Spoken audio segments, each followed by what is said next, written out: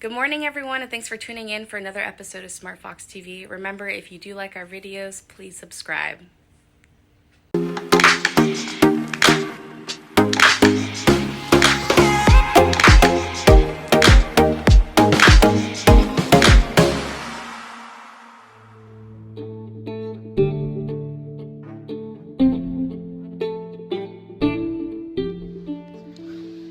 Welcome to SmartFox News.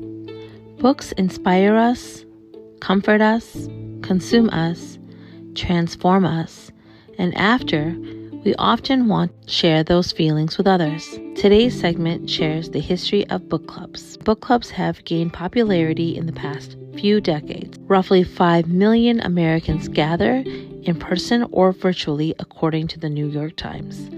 The idea of gathering to discuss literature, philosophy, morality, culture, and the politics of the day is not new, though. Some trace this concept back as far as Socrates in 400 BC. Women, who make up the majority of book club members, sparked the resistance and revolution of book clubs and contributed to the women's rights movement. They gathered hundreds of women together for lectures and readings. Book clubs have always had a foundation based in contemporary politics, society, and religion, and these clubs are also a great way to meet new people who share similar interests.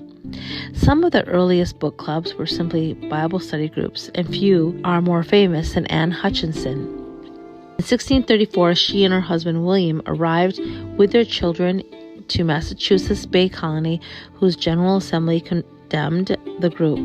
Hutchinson herself continued to host Bible study groups in her new home. In 1727, Benjamin Franklin organizes a prominent Philadelphia Literacy Society, Junto, composed of 12 members, and Benjamin Franklin's famous book club, Junto, brought men together to talk about businesses, literature, philosophy, and politics.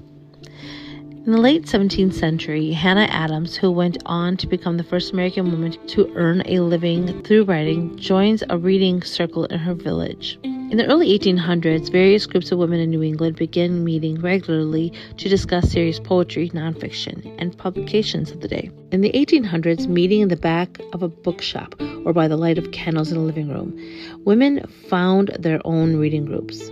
And women's book clubs in particular have always had a submissive history. Up until recently, women getting together to gather about books was viewed as suspicious or silly or self-indulgent. In 1866, Sarah Atwater starts a women's group in Quincy, Illinois. They come to be known as Friends in Council. The group, which met in Denman's home to read aloud and discuss literature and philosophy, which is the longest-running women's club in America.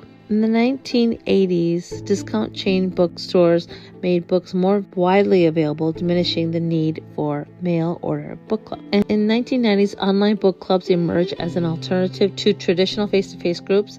Members of the clubs no longer need to meet regularly. 2000 to present, women have witnessed and been through an amazing period of local history. The recurring themes throughout the history are service and social relevance. Our members have personally and collaboratively donated their time, money, and passion to improve the literacy, the community, and the lives of those who are a part of it. As we derided women for gathering with paper checks and coffee cake, they were building network ripe for political conversations and social action. That's all for the segment on the history of... Welcome to our good news.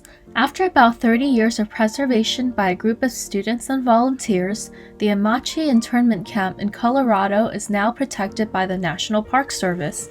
It all started in 1993 with Hopper, a social studies teacher of non-Japanese ancestry, who decided to bring a survivor of the camp to his classroom. This blossomed into the Amache Preservation Society, in which student volunteers help give presentations, operate the museum, and maintain the site of barracks, which once housed thousands of innocent Japanese Americans. Some classes even went to Japan to teach about the Japanese internment to other Japanese high schoolers. In 2006, Amachi became a historic landmark, and just last month, President Biden made it a National Historic Site, now turning the responsibility over to the National Park Service to protect it. Although Hopper is no longer in the classroom, students at his former school site still run tours and help manage the Amachi internment camp, alongside the National Park Service. Although free time is generally considered good for people, studies have found that it can become unhealthy. According to a new Penn State study, meaningful and challenging activities during free time helps reduce loneliness and increase positivity.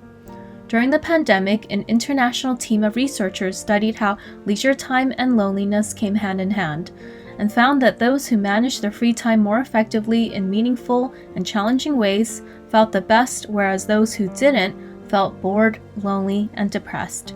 The key to maximizing free time to get the biggest boost in positivity is doing something focused and skillful and achieving what experts call a state of flow. Things like piano playing, creating art, chopping wood, skiing, and writing can create flow, depending on the individual skills and interests of the person. Doing things like watching television can't create flow due to the lack of challenges that the viewer gets. It's from being absorbed, focused, and challenged that time seems to fly by for the person using their free time in this way, and enhancing their lives and mentality in the process. We hope you enjoyed today's good news.